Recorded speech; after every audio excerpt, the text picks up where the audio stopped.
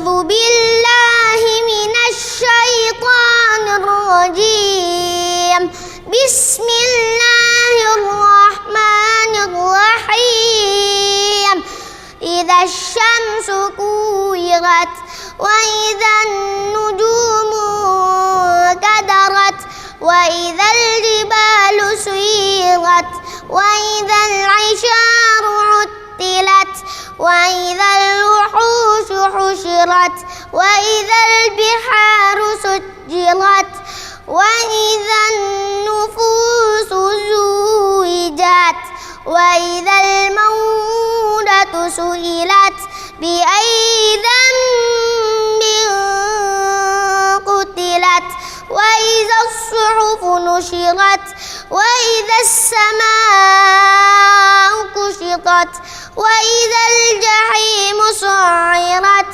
وإذا الجنة أزلفت علمت نفس ما أحضرت فلا أقسم بالخنس الجوار الكنس والليل إذا عسعس والصبح إذا تنفس إنه لقول رسول كريم ذي قوة عند ذي العرش مكين مطاع ثم أمين وما صاحبكم بمجنون ولقد رآه بالأفق المبين وما هو على الغيب بضنين وما هو بقول شيطان رجيم فأين تذهبون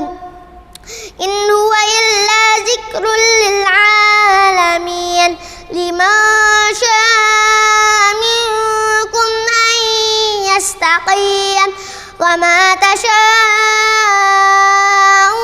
إلا أن يشاء الله رب العالمين صدق الله العظيم.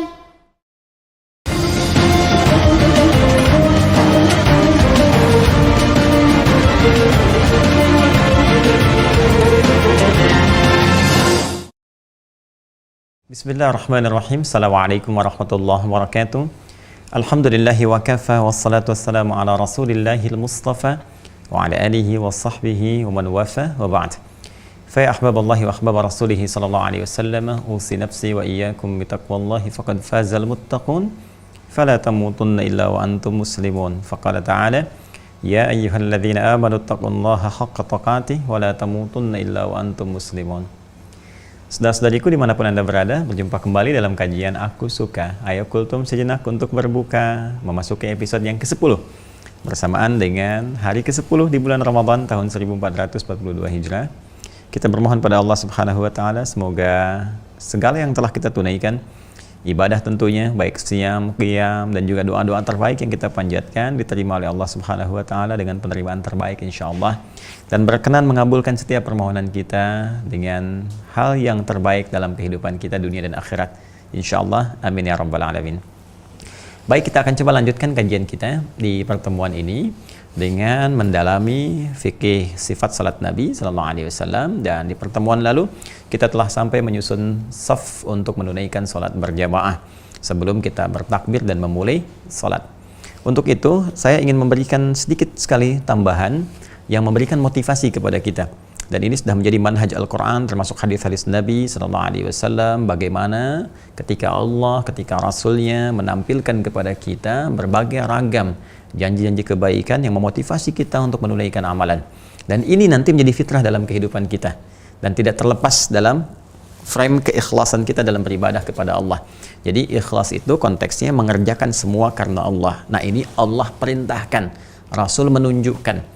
Jadi ketika kita mengerjakan satu ibadah demi motivasi untuk mendapatkan apa yang Allah janjikan, itu pun termasuk dalam ranah keikhlasan. Ya, contoh ayatnya misalnya di Quran surah ke-3 Ali Imran ayat 133 sampai dengan ayat ke-134. Ini sering saya ungkapkan. Ya, wasari'u ila maghfiratin min rabbikum wa jannatin arduhas samawati wal ardu uiddat lil muttaqin. Dan bergegaslah engkau untuk berintrospeksi diri, menata diri lebih baik, kemudian berusahalah untuk bercita-cita mendapatkan surga, ya kan, seluas langit dan bumi yang disiapkan untuk orang-orang takwa. Jadi Allah meminta kita bergegas, menata diri, bergegas untuk punya cita-cita. Saat pulang ke akhirat nanti, cita-cita punya rumah, ya, punya tempat seluas langit dan bumi dengan segala keindahannya. Dunia saja Anda punya cita-cita. Saya pengen karir sukses, pengen rumahnya luar biasa, pengen kendaraan yang cukup, pengen hidup nyaman. Untuk dunia yang sementara yang akan Anda tinggalkan, Anda begitu punya cita-cita yang tinggi sampai Anda tempatkan setinggi langit, gitu kan? Kenapa ketika Anda kembali kepada Allah dalam suasana hidup yang abadi, Anda nggak punya cita-cita? Maka untuk memotivasi kita semua, kata Allah, ini perintah, maka engkau harus punya cita-cita, punya harapan yang tinggi untuk mendapatkan tempat kembali terbaik yang Allah siapkan seluas langit dan bumi. Kepada siapa diberikan? Kepada orang takwa. Nah, orang takwa ini dia berikhtiar mendapatkan dan meraih cita-cita itu untuk mewujudkannya lewat amalan. Ya, 134-nya di surah ketiga Ali Imran ayat 134, alladzina yunfiquna fis sarra'i wad dharra wal kadhimina al ghaidha wal 'afina 'anil nas wallahu yuhibbul muhsinin. Ya kan? Di antara amalannya engkau senang berbagi, amalan sosial di sini, menahan amarah, memaafkan orang lain, memperbanyak kebaikan di samping amalan-amalan ritual yang lainnya. Jadi mengejar sesuatu yang Allah janjikan dalam rangka menaati perintah Allah masuk dalam konteks keikhlasan. Ini untuk memotivasi kita. Pun demikian, dalam konteks menunaikan sholat berjamaah, teman-teman sekalian, banyak motivasinya. Ya, dalam Al-Quran langsung disebutkan bentuknya jama', yuqimun, mereka. Ketika menunjuk pada mereka menunaikan, ini menunjukkan motivasi menunaikannya dengan berjamaah. Apa keutamaan berjamaah itu? Banyak sekali. Di antaranya kita dapati misal di hadis riwayat Al-Bukhari. Ini kitab sahihnya, Sahih Al-Bukhari, teman-teman sekalian, di Kitabul Adzan. Ya, Kitabul Adzan di sini di halaman 112. Insyaallah ya. Kitabul Adzan halaman 112 tentang keutamaan, ya, tentang keutamaan sholat berjamaah. Ini supaya kita termotivasi. Ya, di bab yang ke-30 ya. Bab fadli salatil jamaati. Langsung ya, bab tentang keutamaan sholat jamaah. Jadi kalau kita mengetahui bab ini, teman-teman bisa tuliskan. Ya, di pintu rumahnya, kemudian di pintu kamarnya bisa disalin hadis ini, atau nanti di tempat-tempat Anda beraktivitas, ya, di mobil, di dashboard misalnya tuliskan di situ, kemudian di buku Anda atau di handphone bikin status di situ, ya, di bagian wallpapernya Anda tuliskan. Jadi kalau Anda lihat di situ, begitu dekat waktu sholat Anda akan siapkan. Nah, itu diantara cara untuk memotivasi diri. Baik, bismillahirrahmanirrahim. Baik, nomor hadis ke-645 ya, bab ke-30, bab fadli salatil jama'ati. Haddatsana Abdullah bin Yusuf qala akhbarana Malik an Nafi' an Abdullah bin Umar anna Rasulullah sallallahu alaihi wasallam qala, ya, salatul jama'ati tafdhulu salatal fadhi bi 27 darajah. Ya, ini yang sering kali kita dapatkan hadisnya, kalimatnya dengan redaksi yang lain, esensi yang serupa. Namun demikian penting kita hadirkan. Hadisnya dari Ibnu Umar radhiyallahu taala anhuma, ya, bahwa Rasulullah SAW pernah bersabda, salatul jama'ati, salat berjamaah itu tafdhulu salatal fadhi, mengungguli. Ya, kalau di redaksi lain afdhalu kan, ya, lebih utama, di sini mengungguli. Tafdhulu salatul fadhi, mengungguli salat yang ditunaikan dengan sendirian, bisa 27 darajah, dengan 27 tingkatan keutamaan. Saya pernah sampaikan, keutamaan ini jangan diukur dengan 1, 2, 3, 4, 5 dan seterusnya, tidak ya. Yang hitungan mesti kita pertimbangkan. Nanti di hadis lain ada padanannya, 1 keduanya bisa 500 tahun, 3 keduanya, 2 ketiganya bisa 500 tahun, demikian seterusnya ya. Nah, nanti ini konteksnya berjamaah ya. Biasanya secara umum kalau berjamaah itu dalam konteks penunaian di masjid ya. Kalaupun tak mampu kita ke masjid, maka ambil keumumannya dengan penunaian berjamaah. Ya, misal beberapa kalangan akhwat misalnya nggak memungkinkan untuk ke masjid, dia sholat di rumah. Alih-alih dia sendirian, dia bisa ajak anaknya yang perempuan atau asisten rumah tangganya. Ya sayang, dibandingkan di rumah misalnya ada 3 tempat atau 3 ruangan, 4 ruangan, masing-masing sholat sendirian. Kenapa nggak kumpul satu tempat? Nah, ketika kumpul itu mendapatkan 27 pahala daripada sendirian dapat 1. Itu kan hitungan 1 gitu kan. 1 tentunya dikalikan pahala 10, kalau dikalikan standar ya seperti itu. Tapi kalau dia berjamaah dapat lebih luas lagi. Kan konsep 10 itu di Quran surah ke-6 ayat 160, man jaa bil hasanati falahu asyru amsalihha. Siapa yang mengerjakan perbuatan satu hasanah, dia dapat 10 kali lipatnya. Dan salat disebut dengan hasanah. Ya, di Quran surah ke-11 Hud ayat 114. Ya, innal hasanati yudhibnas sayyi'at. Aqimis salata tarafayn nahar wa zulafan minal lail innal hasanati. ya, dan salat disebut dengan hasanat. Itu akan menggugurkan, menghapuskan ya keburukan-keburukan, dosa-dosa kecil sepanjang bukan dosa besar yang harus ditobati dengan sempurna. Nah, jadi ini dalilnya teman-teman sekalian, termasuk nanti ada yang ke masjid ya, baru ke masjid dan dapat 25. Ya, apalagi dengan menunaikan jamaahnya. Nah, ini misalnya pada hadis berikutnya, nomor hadis 647 ya, masih di kitab yang sama, Kitabul Adzan, bab yang ke-30, bab fadli salatil jamaah. Kita bacakan ya.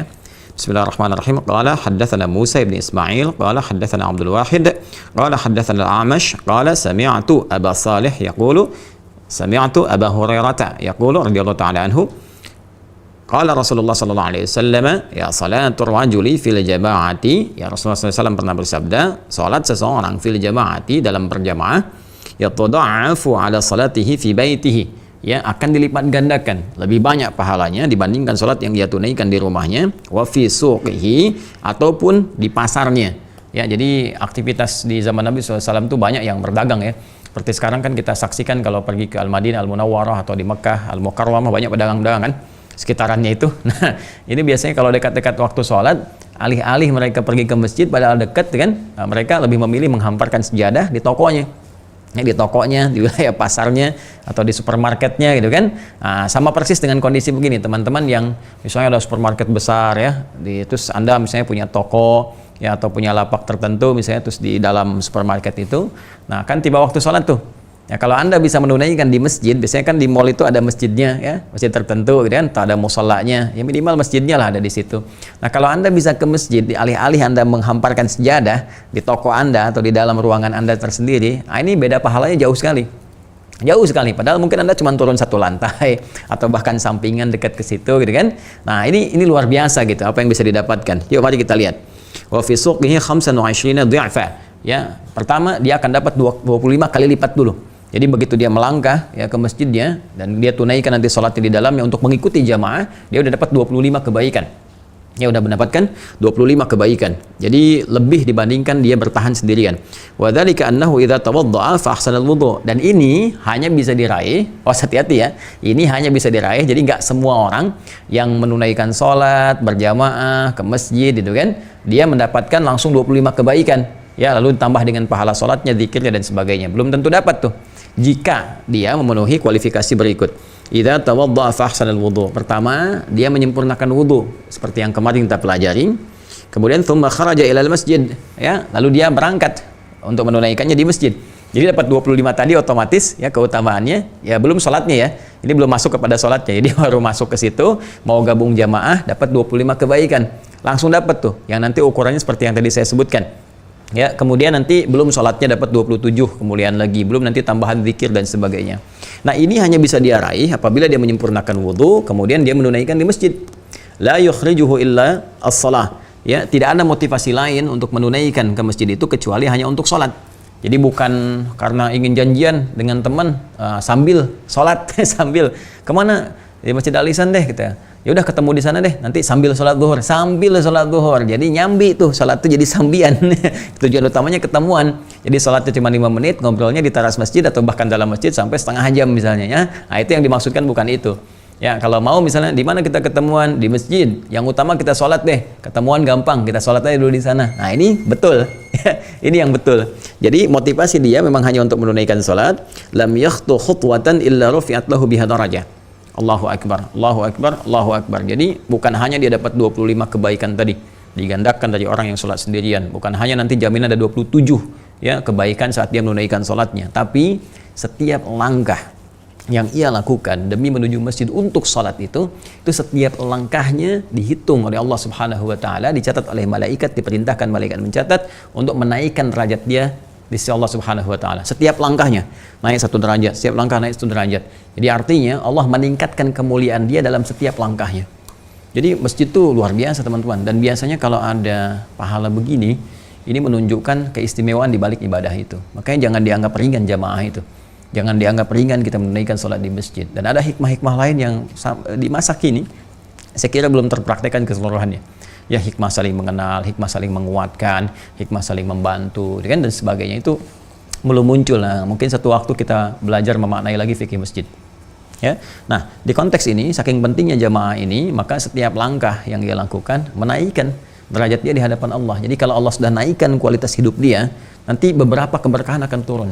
Ya, pendampingan kepada kebaikan. Kalau konsisten selama 40 hari, Allah hapuskan sifat nifak dalam dirinya, dijaga dalam kebaikan, diarahkan dalam kemuliaan. Ya. Kemudian illa rufi'at lahu biha darajah wa hatta anhu biha khati'ah. Allahu akbar. Dan akan dihapuskan setiap kesalahan. Ya, kesalahan-kesalahan kecil ya, sepanjang bukan dosa besar. Jadi ternyata membiasakan diri untuk ke masjid itu juga salah satu langkah untuk memperbaiki perilaku. Jadi akan berdampak pada perubahan perilaku.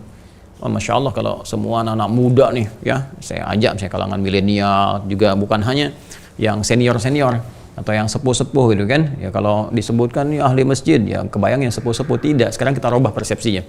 Semua ke masjid. Anak kecil ke masjid, yang milenial ke masjid juga. Nah ternyata membiasakan diri ke masjid dengan orientasi sholat yang benar, itu bisa merubah perilaku menjadi baik. Ahli masjid itu pasti baik lah. Kalau dalam bahasa hadis, ahli masjid itu pasti baik. Ya, rel masjid itu pasti baik. Ya, bukan rel masjid ya, rel masjid. Ya, real masjid pasti baik. Ya, jadi kalau kita membiasakan ke masjid dengan baik, melangkah dengan bagus, tujuan sholat, itu akan merubah pribadi kita menjadi lebih baik. Ya, dan tanda kebaikan itu dengan dihapuskannya kebiasaan-kebiasaan buruk kita. Ya, jadi kalau kita punya kebiasaan yang nggak bagus, orang biasa ke masjid, maka tatapannya senang kepada yang baik. Begitu nanti melihat yang jelek langsung terpalingkan.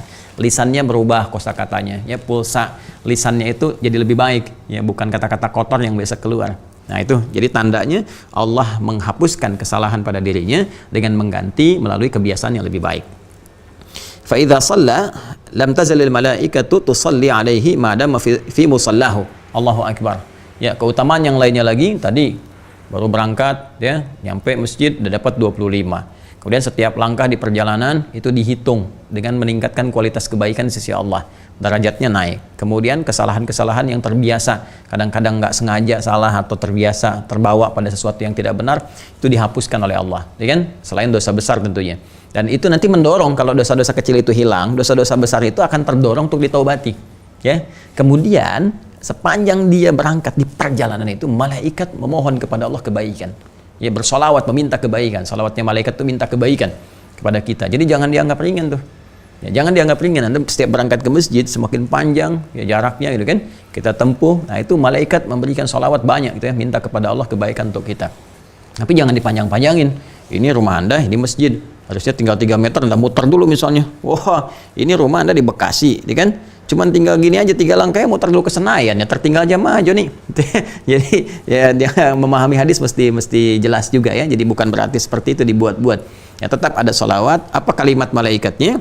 Allahumma salli alaihi, Allahumma arhamhu. Allahu akbar. Allahumma salli alaihi.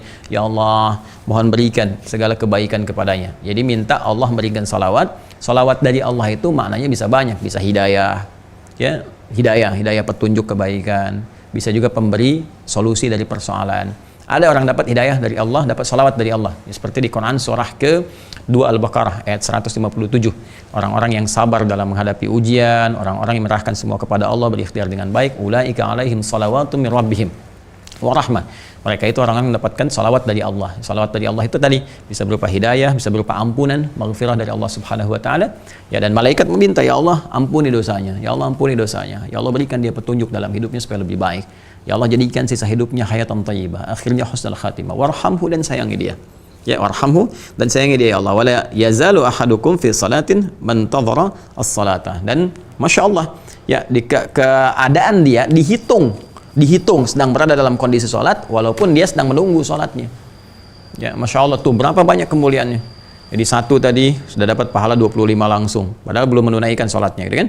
Nanti pas sholat ditunaikan dapat lagi 27. Kemudian yang kedua, setiap langkahnya menaikkan derajat di sisi Allah. Ketiga, menghapuskan kesalahan-kesalahan dia, mengganti kebiasaan lebih baik. Keempat, dia mendapat sholawat dari malaikat, meminta kepada Allah mengampuni dosanya, memberi dia hidayah, kemudian juga menyayangi dia. Dan yang kelima, dihitung dia dalam keadaan sedang sholat.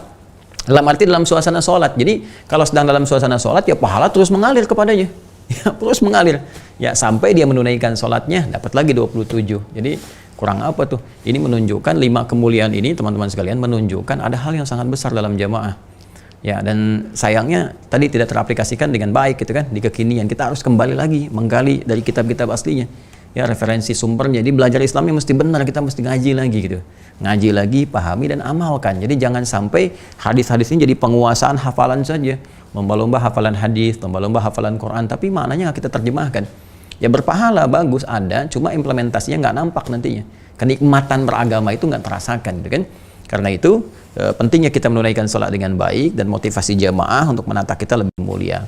Nah ini mohon izin teman-teman, saya awali dengan pemaparan ini karena kemarin kan kita baru belajar menata saf kan. Ada Kak Amil, ada Mbak Amel, juga ada Om Yugi kemarin. Jadi untuk memberikan gambaran motivasi supaya arah kita sholat itu dahulukan jamaah. Dahulukan jamaah. Ya sholat sendirian itu belakangan. Kalau ada uzur-uzur tertentu baru sendirian. Tapi sepanjang kita mampu maksimalkan ke masjid.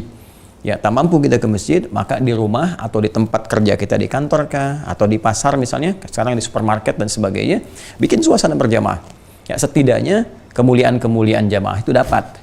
Ya, walaupun mungkin tidak ke masjid. Kalau masjid kan tadi dapat 5 hal lain kan, tapi jamaah dapat 27-nya, kan? Ingat kalau kita jamaahnya salatul jamaati, gitu kan? Tafdulu an salatil fardhi atau afdalu min salatil fardhi bisa 27 darajah itu salatnya dapat 27. Ya, tapi kita kalau ke masjid dapat 5 lagi. Ya, tambahan 25 tadi diangkat setiap langkah 1 derajat, dihilangkan kesalahan-kesalahan, malaikat bersalawat, dan Allah menjadikan keadaan dia menunggu sholat masih dalam keadaan sholat yang melimpahkan banyak pahala.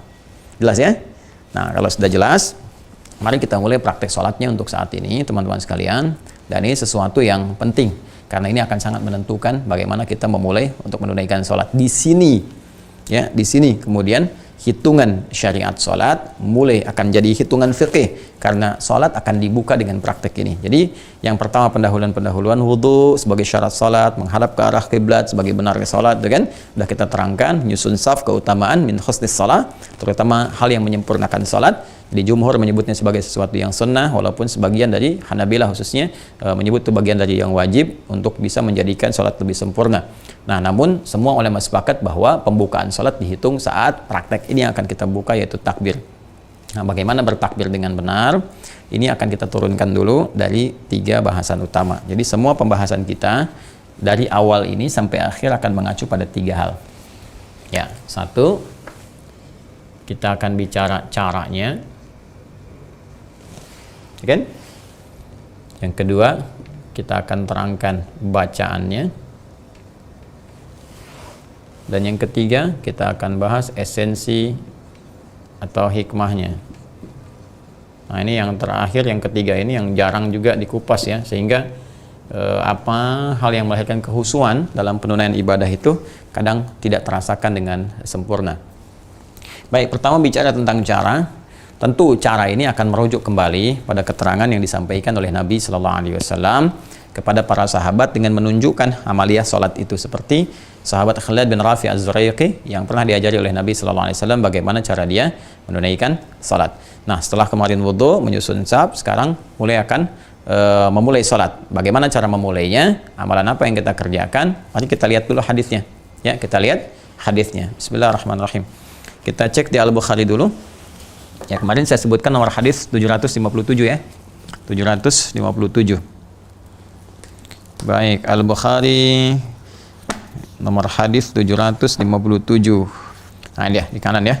757. Nah, ini masih di Kitabul Adzan ya, Kitabul Adzan. Ini kitab yang ke-10. Ya, Kitabul Adzan, babnya tentang bab wujubil qiraah lil imam wal ma'mum fi shalawati kulliha. Ya, fil hadri was safari wa ma yujharu fiha wa ma yukhafat. Ya, bab tentang bacaan imam dan makmum di dalam salat, baik dalam salat yang hadir, mukim ataupun safar, jahar ataupun silent. Jadi masuknya bab qiraah, tapi di sini ada praktek penunaian salat karena dimasukkan dalam konteks ini. Ini fakihnya Imam Al-Bukhari. Karena nanti ada bagian dalam hadis itu bukan pengulangannya di Al-Bukhari itu. Kalau ada di hadis termasuk bab ini, maka Imam Al-Bukhari mengingatkan lagi bahwa ini pun termasuk penguat dari bab dimaksud. Baik, kita bacakan ini ya, 757 ya. Teman-teman sekalian. Bismillahirrahmanirrahim. Qala haddatsana Muhammad bin Bashar, qala haddatsana Yahya bin Ubaid an Ubaidillah, qala haddatsani Sa'id bin Abi Sa'id an abihi an Abi Hurairah. Betul ya rawinya Abu Hurairah radhiyallahu taala anhu anna Rasulullah sallallahu alaihi wasallam dakhala al-masjid, bahwa Nabi sallallahu alaihi wasallam Rasulullah sallallahu alaihi wasallam memasuki masjid, yaitu Masjid An-Nabawi, ya kan? Fadakhala rajulun, maka masuk pula ya setelah itu seorang lelaki. Ya, ingat pakai fa kan? Jadi ketika masuk Nabi sallallahu alaihi wasallam seketika masuk pula seorang lelaki, fasalla, maka lelaki itu kemudian salat.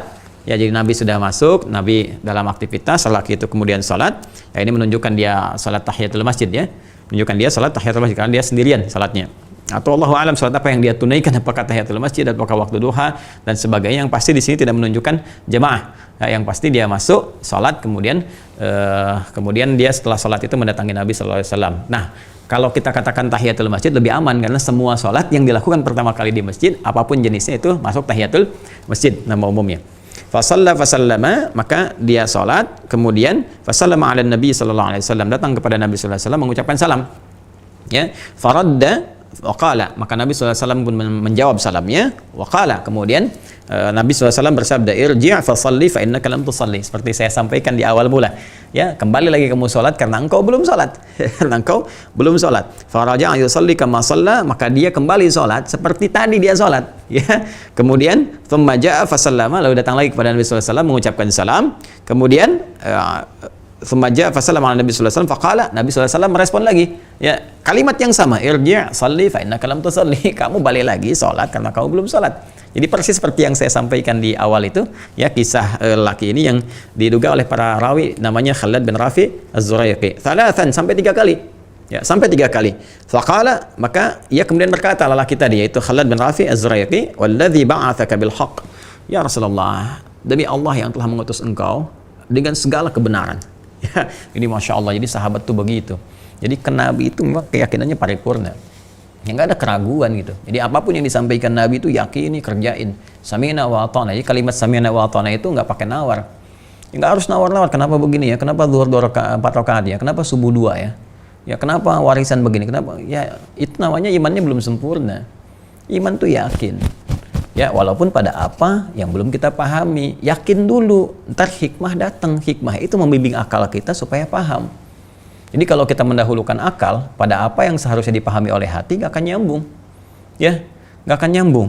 Ya, jadi di sini penting sekali kita kembalikan lagi teman-teman sekalian. Ini kebiasaan, ini orang awam aja di zaman Nabi itu yakinnya luar biasa. Walladzi ba'atsaka bil haqq.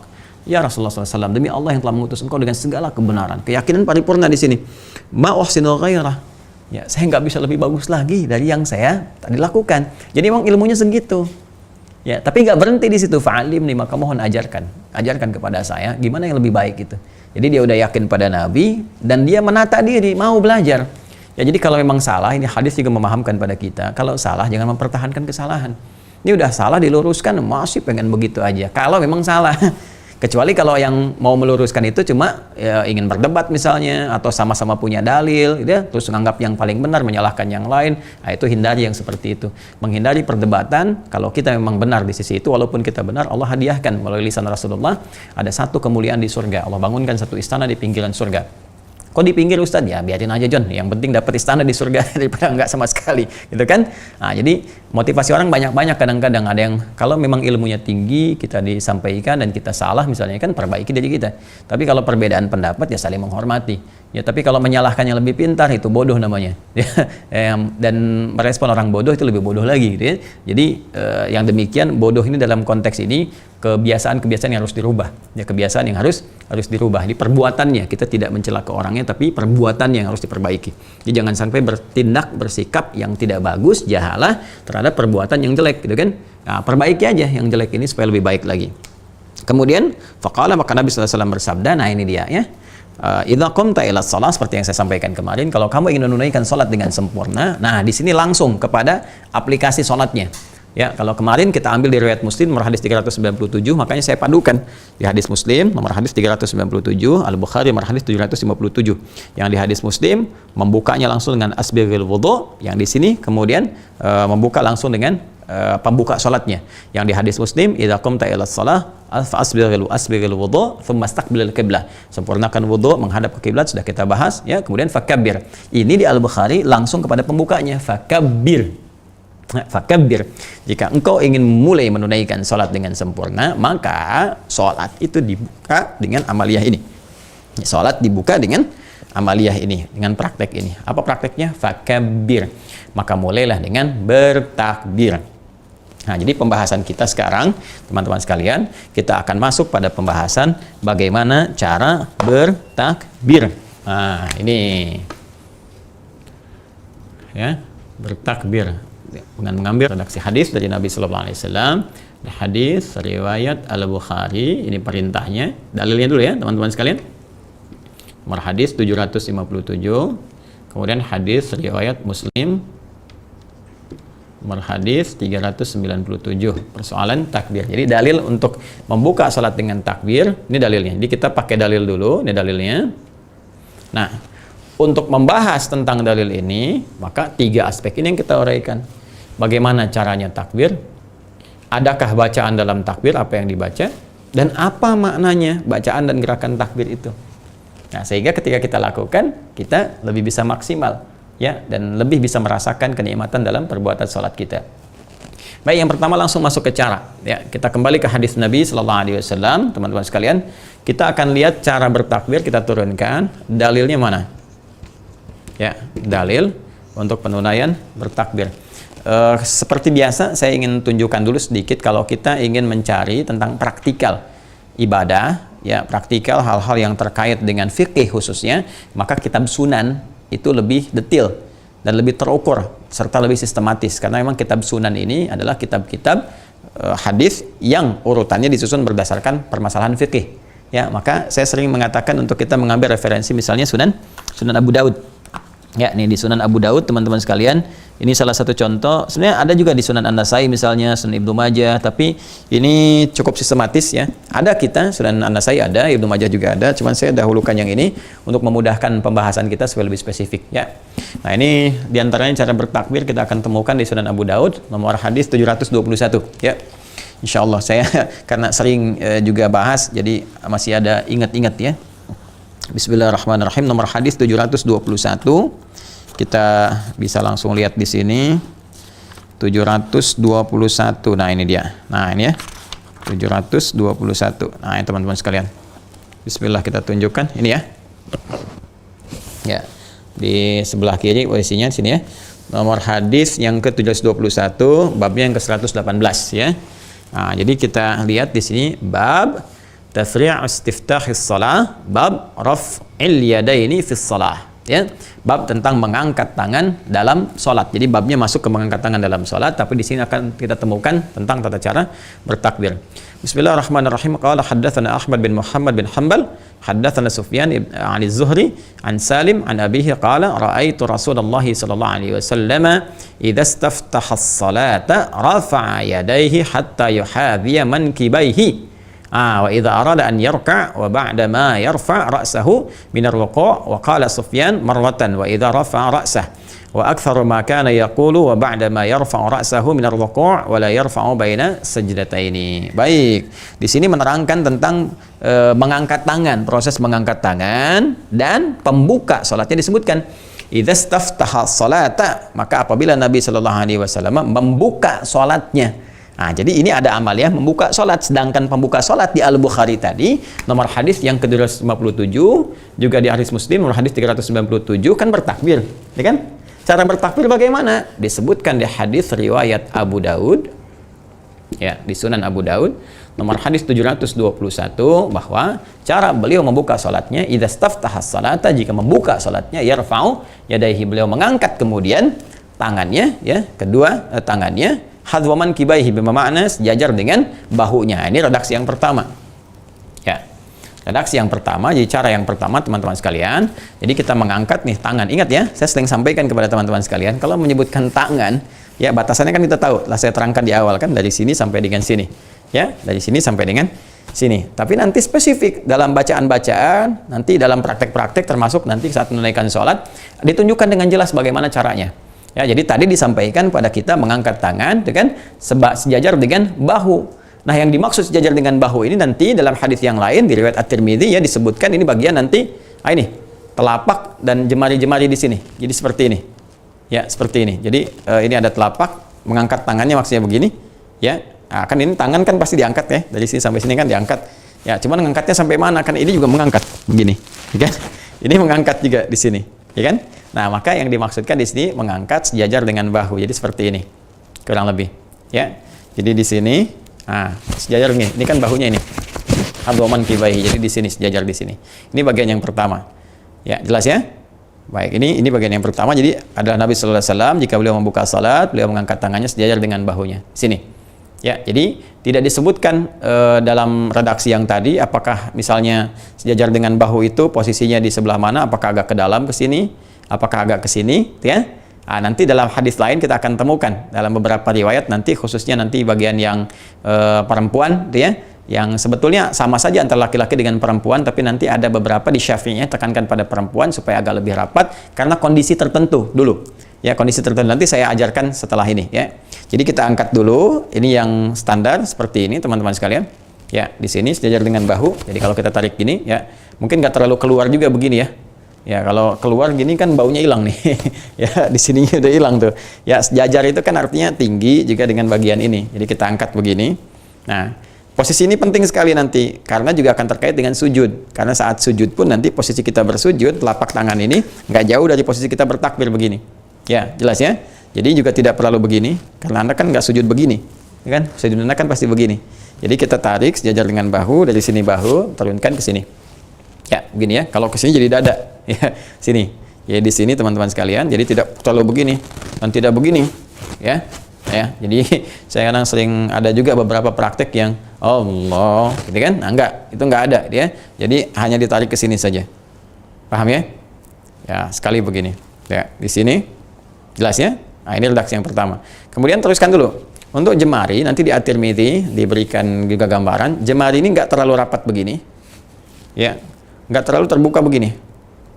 Jadi mengalir saja, terulur saja seperti ini. Ya, jadi nggak terlalu begini juga nggak, gini juga nggak. Ya, jadi bukan begini juga ya. Oh, jadi begini nih. Ya, jadi kebuka aja seperti biasa, gini, terbuka. Nah, kemudian telapaknya menghadap ke arah kiblat. Ya, menghadap ke arah kiblat ke depan maksudnya, ke depan begini. Jadi bukan begini juga, ya. Allah, nggak begini. Ya, karena ini nggak sejajar namanya. Ya, jadi begini gitu, ya.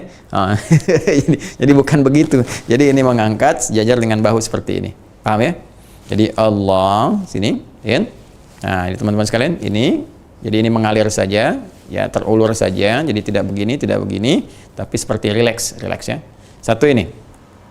Yang kedua nanti di riwayat An-Nasa'i, jadi mengangkat sejajar dengan daun telinga di sini. Ya, sejajar dengan daun telinga. Jadi di sini bisa kita begini atau ditempelkan ini, yang jempolnya bisa menempel ke sini ke telinga itu ya. Nah, jadi bisa ke sini atau bisa juga sejajar, cukup sejajar di sini. Jadi kalau tadi di sini, sekarang ke sini. Ya, agak ke atas sedikit. Nah, ini mana yang paling nyaman saja yang bisa kita lakukan. Ya, mana yang paling nyaman? Mungkin nyamannya di sini, ya di sini silahkan bertakbir gini kan. Nah, kalau nyamannya misalnya di sini ke atas seperti ini, ya, baik. Walaupun nanti di beberapa di madhab itu ada kalangan spesifik, misalnya untuk yang perempuan lebih mengambil kepada yang kedua untuk merekatkan seperti ini, ya, merekatkan di sini gitu, merekatkan di sini lebih rapat, ya. Kenapa? Ada kondisi kita ambil kalau saya teliti, gitu kan, pelan-pelan kita melihat ternyata kan salah satunya faktor dari pakaian busana yang dikenakan. Kalau sekarang kan udah pakai mukena ya. Enak aja gitu, takbirnya bisa begini juga nyaman, gak ada masalah karena longgar kan, jilbab juga longgar gitu kan. Tapi kan dalam kondisi-kondisi tertentu di tempat lain kan gak ada mukena ya. Kadang-kadang ada yang cuma misalnya jilbabnya juga nggak terlalu panjang ketika mau dipakai sholat kan, tutup hanya sebatas yang ke batasan paling minimalnya gitu kan, minimal kan lewat dada segini ya, minimal. Jadi minimal untuk perempuan itu melewati dada. Jadi bukan di sini ya, jadi turun ke sini ya. Yudnina min jalabibihinna gitu kan, bahasa Al-Qur'annya rendahkan dari jilbab yang kau kenakan itu, kerudung yang kau kenakan, longgarkan ya, yang sekiranya kemudian dengan longgar itu nggak terlalu ketat sehingga menampakkan aurat itu ditutup tapi terlihat tuh kan lekuk tubuh dan sebagainya. Kemudian yang kedua juga menutupi melewati dada gitu ya, melewati itu. Nanti kalau menggunakan yang standar di sini, otomatis ketika dia mau bertakbir, kalau dia terbuka begini kan terangkat tuh. Ya, dia begini terangkat gitu kan, maka di sini ada yang kemudian agak ke dalam ya, agak begini tuh ya, agak ke dalam, agak begini, atau di sini tapi agak rapat di sini ya. Nah ini boleh juga yang demikian supaya tidak terlalu mengangkat berlebihan sehingga terbuka sebagian auratnya. Tapi kalau sudah pakai mukena sudah begini, mau begini nggak ada masalah.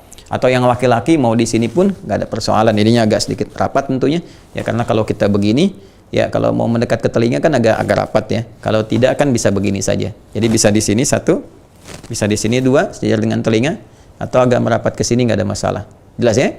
Nah, jadi ini dari 3 cara. 1 hadwa mankibaihi, kemudian udhunaihi dengan sejajar dengan 2 telinganya di sini, ya, atau agak merapatkan ke sini nggak ada masalah. Yang penting mana di antara nyamannya saja. Mana di antara nyamannya. Itu gerakan yang pertama begini.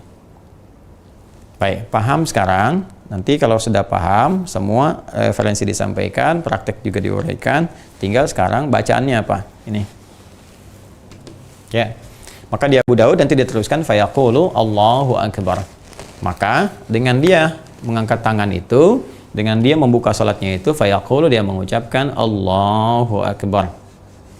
Allahu Akbar. Nah ini ya. Jadi ini yang diucapkan. Dan gak usah ngarang-ngarang ya, nama Allah kan banyak, Asmaul Husna banyak. Ya kenapa enggak Allahul Azim, Allahur Rahman, Allahul Karim? Tidak. Salat itu spesifik. Sallu kama ra'aitumuni usalli. Salatlah kalian persis seperti melihat aku salat, kata Nabi sallallahu alaihi wasallam. Ya, jadi ketika Nabi membimbing menggunakan kalimat yang jelas Allahu Akbar, maka ucapkan. Nah, cara mengucapkan ini antara mengangkat dengan mengucapkan, teman-teman, bisa ada 3 cara. Ya, bisa ada tiga cara. Pertama, ini yang paling populer, bersamaan mengangkat dengan mengucapkan. Jadi begitu mengangkat, ya kan? Allahu Akbar, ya kan? Jadi Allahu Akbar, ya kan? Bisa bersamaan. Bisa mengangkat dulu, begini. Ya, kemudian nanti meletakkan, setelah itu dia berucap Allahu Akbar. Boleh. Ya, boleh. Kemudian yang ketiga, dia mengucapkan dulu Allahu Akbar, ya. Jadi bisa 3 cara, ya. Jadi yang pertama bersamaan Allahu Akbar, ya. Ulangi lagi. Allahu Akbar, ya. Kemudian yang kedua, dia mengangkat dulu, ya kan? Lalu dia mengucapkan Allahu Akbar. Jelas? Yang ketiga, dia mengucapkan dulu Allahu Akbar. Ya. Jelas ya? Nah, ini 3 ini mana yang paling memudahkan? Kenapa ini penting disampaikan? Kalau sholat sendirian, mungkin kita terbiasa, biasa saja kita sambil ngangkat, sambil kemudian mengucapkan. Tapi kalau kita sholat berjamaah, ucapan itu paling penting. Karena ini yang akan menentukan, khususnya dari imam, sebagai instruksi. Ya, sebagai instruksi ke makmum. Jadi apa yang diucapkan imam, itu yang kemudian menjadi penanda makmum untuk memulai gerakan atau perpindahan. Ya, jadi dalam takbir pertama nanti, ketika dibuka Allahu Akbar, itu membuka sholat, makmum ikut. Makmum nggak akan lihat gerakan imam. Makmum mendengarkan apa yang disampaikan oleh imam. Ya, jadi dari gerakan imam ini akan didukung nanti support perpindahannya dengan bacaan. Makanya nanti setelah takbiratul ihram, ya, untuk perpindahan, isyarat perpindahan ke ruku', perpindahan kemudian dari situ ke i'tidal, ya, nanti demikian seterusnya, itu perpindahan dalam bahasa Arab disebut intiqal. Maka ada takbir disebut takbir intiqal. Makmum nggak bisa lihat gerakan imam, dia harus dengar bacaannya. Jadi begitu imam misalnya Allahu Akbar terdengar kemudian ke makmum, makmum bergerak. Ya, saat pertama mungkin masih bisa melihat gerakan imam, saat belakang gimana? Ya kan? Ya, jadi bacaan itu yang penting untuk terdengar ke belakang. Karena itu pentingnya bagi makmum untuk mengikuti kemudian gerakan imam setelah ada instruksi dari imam dengan menggunakan kalimat takbir. Allahu Akbar terdengar, baru kemudian dimulai Allahu Akbar. Pindah Allahu Akbar, baru pindah. Ya, jangan sampai nanti imam walaupun imam ruku tapi belum mengucapkan takbir, nanti pas bab ruku makmum ikutan ruku, itu bisa nggak benar. Ya, makanya kenapa pentingnya kadang-kadang ada 3 tadi hal, karena begini, bisa saja misalnya imamnya agak lemah atau misalnya sudah sepuh, makmum di belakang masih muda, maka kalau dia misalnya bersamaan Allahu Akbar, dianya belum ruku, di belakang udah ruku duluan saking semangatnya. Ya, tapi kalau dia bisa mengambil misalnya bagian yang tadi, dia gerakan duluan, sudah begini, dia ucapkan Allahu Akbar, ya kan? Dia baca, belakang baru turun, jadi pas mengikuti. Ya, nanti pas intikal kita sampaikan. Nah, ini penting di awal saya utarakan untuk menekankan bahwa pengucapan atau bacaan ini menjadi penanda khususnya bagi imam untuk makmumnya di belakang. Jelas ya? Nah, ini bacaan yang kita bacakan teman-teman sekalian. Dan esensi dari ini, saya akan cepat saja. Esensi dari bacaan ini, Allahu Akbar, ini yang sebetulnya penting kita hadirkan dalam jiwa kita.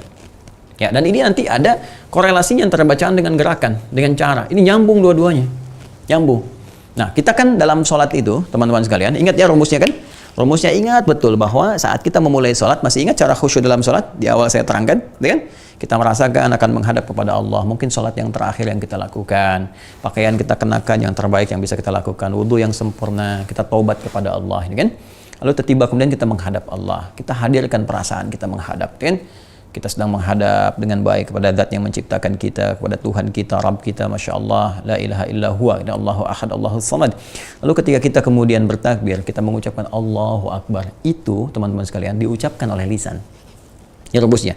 Ingat, Quran Surah 29 ayat 45, baca, pahami, amalkan. Rumusnya 3, baca, setiap bacaan itu baca oleh lisan, terjemahkan oleh pikiran, dan maknai oleh hati. Maknai oleh hati. Jadi begitu kita mengucapkan Allahu Akbar, kita harus tahu artinya. Pikiran menerjemahkan Allah Maha Besar, itu artinya. Hati meresapi, ya Allah, aku menetapkan sekarang Kau yang Maha Besar.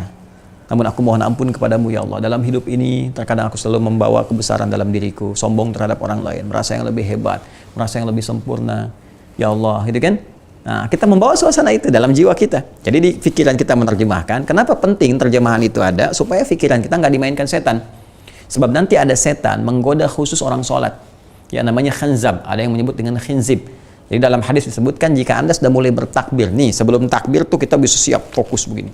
Tapi begitu Anda takbir, ketika Anda mulai bertakbir, fayaqulu syaitanu. Maka setan ini mulai bertugas. Ya, dinasnya khusus saat sholat, menggoda orang sholat. Fayaqulu syaitanu, maka dia berkata kepada orang sholat ini, udhkur kada, ingat ini ya, ingat itu ya.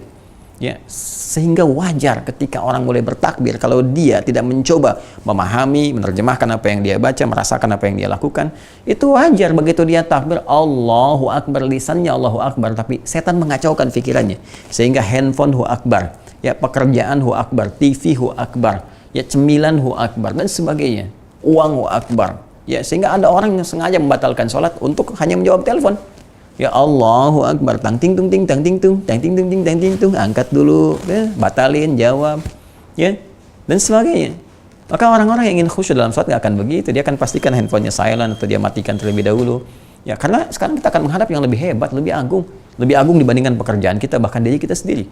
Karena itu kita siapkan, kita katakan Allahu Akbar.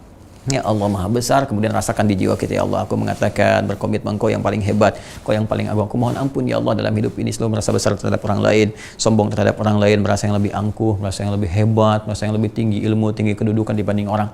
Makanya nanti ini nyambung ke doa iftitah. Ketika ini sudah mulai hadir, kita merasa banyak salah, kita bertobat dengan mengatakan Allahumma ba'id, ya, atau nanti yang wajah itu dan seterusnya. Nanti kita akan bahas ke sana. Nah, bersamaan dengan itu tangannya diangkat seperti ini. Ya, seakan memasrahkan diri sepenuhnya kepada Allah Subhanahu wa taala dengan membuang semua urusan dunia ke belakang. Nah, jadi kalau kita sudah mulai bertakbir, buang urusan dunia ke belakang. Pasrahkan semua kepada Allah. Makanya takbirnya disebut dengan takbiratul ihram.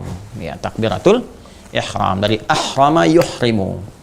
Ya, takbiratul ihram. Ini dia. Dari kata ahrama yuhrimu, ini dari kata ahrama yuhrimu, bukan ahrama ya, kalau pakai H nanti piramid itu artinya. Ahrama yuhrimu, ahrama itu sesuatu yang mengharamkan, yang melarang, tidak membolehkan, harus ditanggalkan. Kenapa takbirnya disebut ihram? Sebagai sifat larangan. Jadi kalau sudah bertakbir, tangan diangkat, dilarang membawa segala hal yang tidak terkait dengan sholat, dilarang membawa semua urusan dunia, semua urusannya bawa yang terkait dengan urusan akhirat kepada Allah. Kalaupun mau bawa di dalam konteks dunia, bawa dalam konteks penghambaan kita kepada Allah untuk bermohon, ya, untuk berdoa dan sebagainya. Jadi buang urusan-urusan yang nggak penting, yang tidak terkait dengan sholat ke belakang, tanggalkan, dilarang dibawa dalam sholat. Ini maknanya. Makanya tangan kita bergerak begini, pasrah kepada Allah, buang semua urusan yang nggak terkait dengan sholat ke belakang, haram dibawa dalam sholat, ya. Maka ihram, takbir yang mengharamkan segala yang tidak terkait dengan sholat, semua aktivitas tinggalkan, tanggalkan, dan fokuskan diri kita khusyuk kepada Allah Subhanahu wa taala. Jelas ya? Nah, pertanyaannya, apakah dengan kita mengangkat begini otomatis langsung kemudian seorang bisa khusyuk? Setelah mengangkat ini, apakah tangan di sini aja sampai selesai? Atau diturunkan, disimpan? Kalau nyimpan bagaimana? Di mana disimpannya? Apakah di sini, ataukah di sini, atau di sini? Apakah begini, atau begini, atau begini, atau begini? Kan? Nah, mana di antara itu yang dibenarkan sesuai petunjuk dengan hadis-hadis Nabi dan petunjuk Rasulullah SAW? Insya Allah kita akan bahas di pertemuan yang berikutnya, di edisi yang ke-11. Masya Allah, nggak terasa ya, sudah 10 hari. Ya, udah belajar pelan-pelan untuk menyempurnakan, mudah-mudahan lebih baik dari apa yang pernah kita kerjakan. bisa dipahami, bisa dicek lagi kalau ada benar dari Allah dan Rasulnya, kalau salah itu dari saya, pemahaman mungkin yang kurang, ilmu yang kurang. Semoga Allah mengampuni, teman-teman bisa memaafkan dan bisa belajar lebih luas dari manapun sepanjang itu sesuai dengan petunjuk Al-Quran dan hadis-hadis Nabi Sallallahu Alaihi Wasallam. Saya kira itu yang bisa saya sampaikan. Semoga bermanfaat, semoga Allah berikan kemuliaan pada kita. Allahumma taqabbal minna innaka antas sami'ul alim wa tub 'alaina innaka antat tawwabur rahim. Rabbana ya Allah, Rabbana taqabbal minna ya Allah, taqabbal minna kull a'malina salihah wa khasatan fi hadhihi al-ayyam ramadaniyah min siyamina wa ruku'ina wa sujudina wa salawatina wa tamim taqsirana ya Allah ya arhamar rahimin.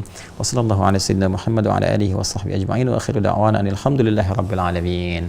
Subhanakallahumma bihamdika nashhadu an la ilaha illa anta nastaghfiruka wa atubu ilaik. Assalamualaikum warahmatullahi wabarakatuh.